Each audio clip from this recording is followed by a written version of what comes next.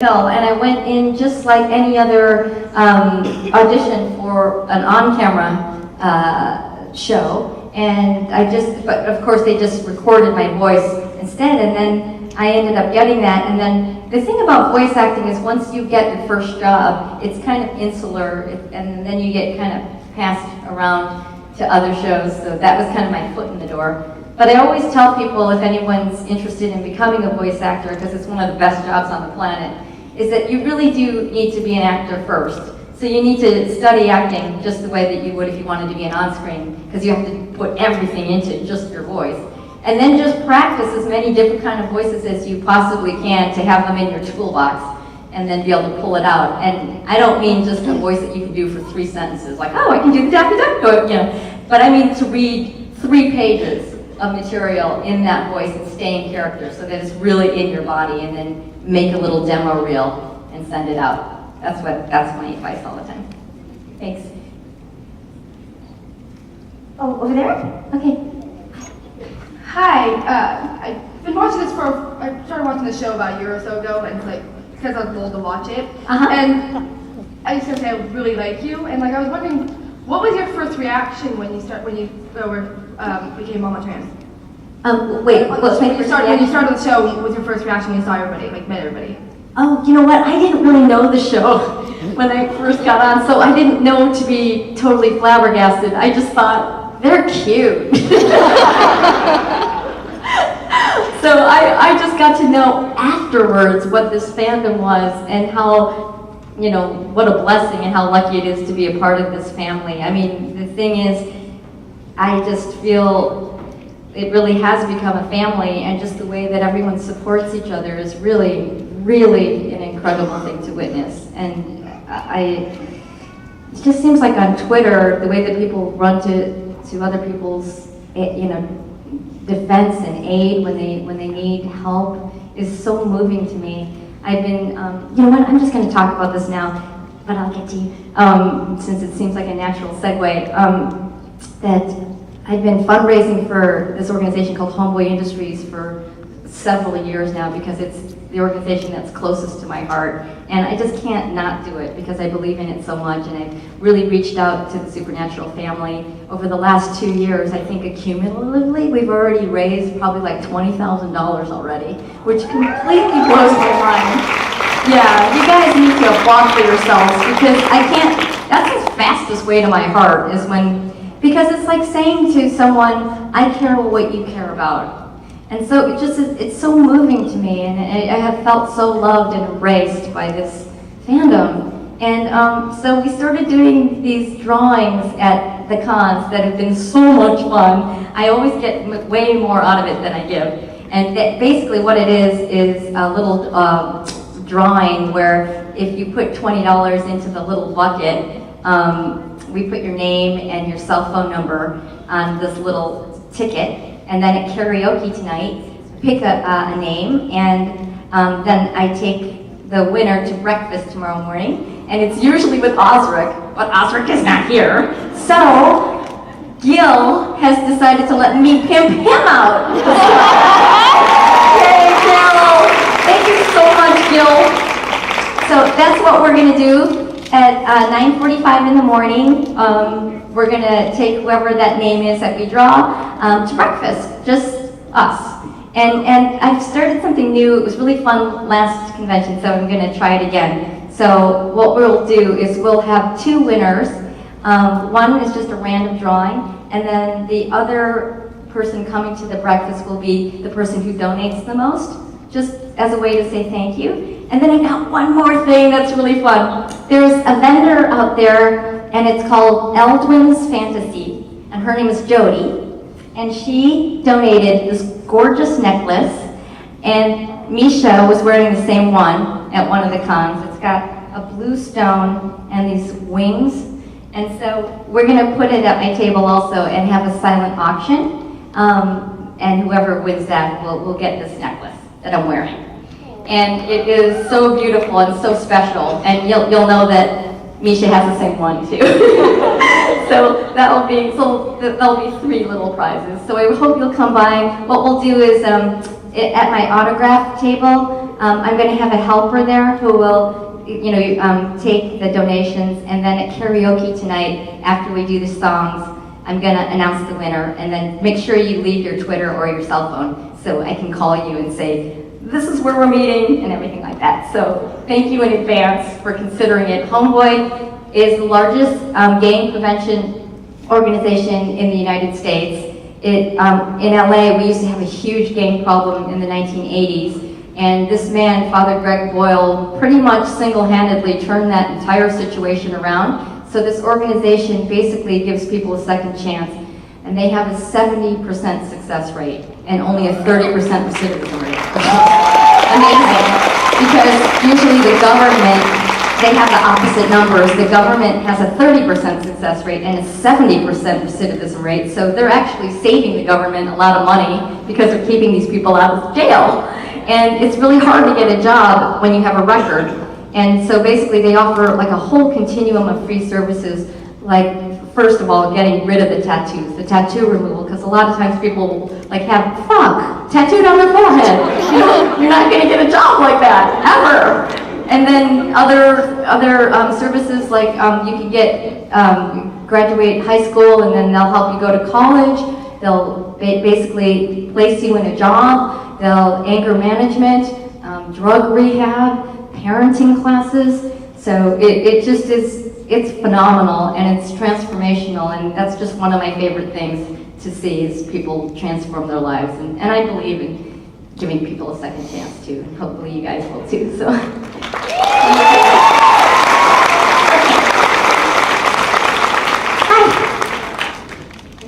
Hi. So I was just wondering, that you were talking about, backstories a while ago. You didn't know who your husband was or that kind of thing, So do you make up backstories in your head then and just kind of have that as part of the character, or how does that work? I do. I try to work it out in my own head, and on my first episode, I wanted to just check it with the stage manager, Kevin, actually, because he knows so much. Kevin Parks, right? Is that it? Yeah, okay. Just had a brain fart for a second.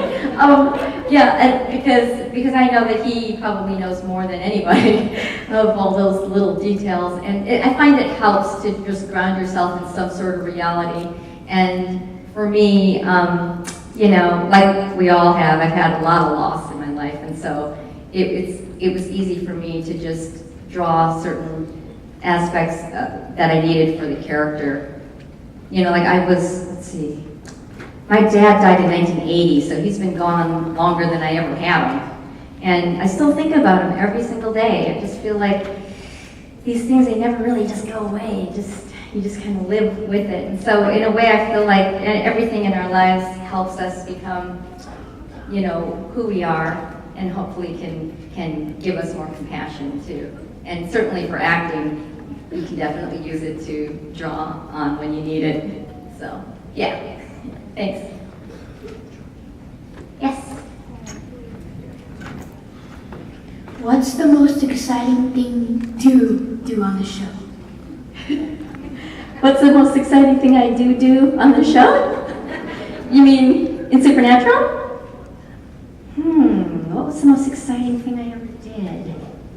I hate to be so repetitive, but I think punching Crowley was probably the most fun I ever had. That was just exhilarating to me. I'm like, why was that so much fun? I don't know. Well, it's also because he's the king of hell. Yeah, that was a special moment. I hope you'll let me do that again.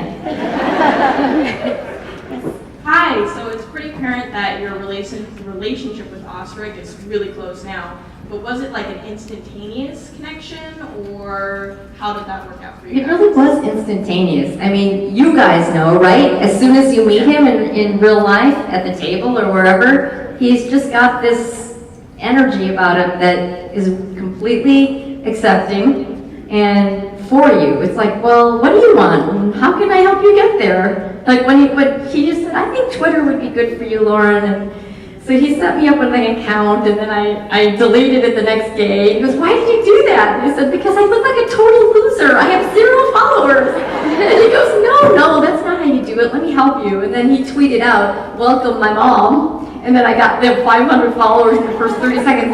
I can't believe I'm at 50,000 now. Thank you guys so much. That's crazy to me. Oh, Ron, I can't believe it. So it's been really, yeah, Osric and also I felt like we kind of looked alike. You know, it was just totally believable. And I've said this in the past too, that I really hope my own sons turn out as well as Osric, because although he has told me in Las Vegas about some more of his childhood past, and I was like, no, really? He apparently like didn't get along with his brothers at all.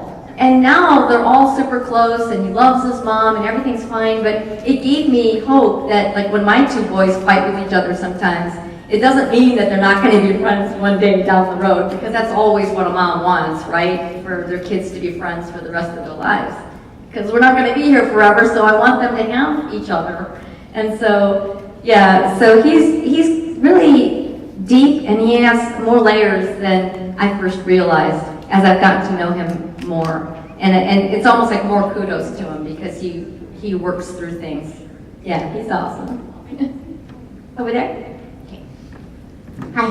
Hello. I just wanted to know, you said earlier you didn't know about the show before you started it. Right. Are you going to keep up watching it with the new episodes that come out now? I do once in a while. I always feel so tired at night, so sometimes I don't make it that late. But once in a while I live tweeted, and that's really fun. Because I think you probably know that Misha came over to my house.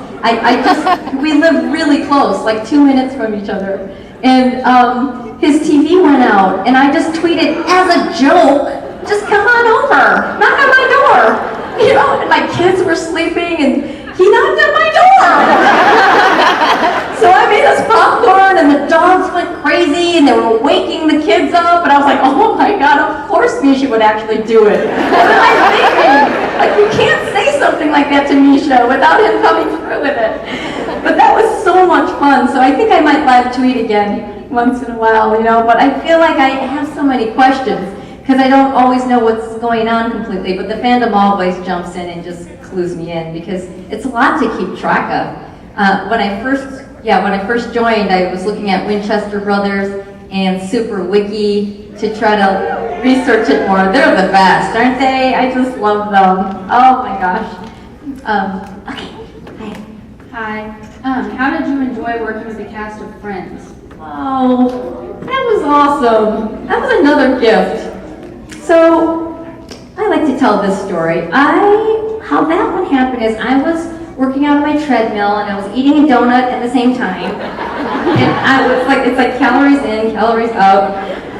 And I was watching on the TV an episode of Friends with David Schwimmer, and I thought, this guy is really cute. This seems to be a theme in my life, like cute guy, right? So I said, wow, what is his name? Let me track that. So I got the name, and I said, God, that would really be cool to be on that show.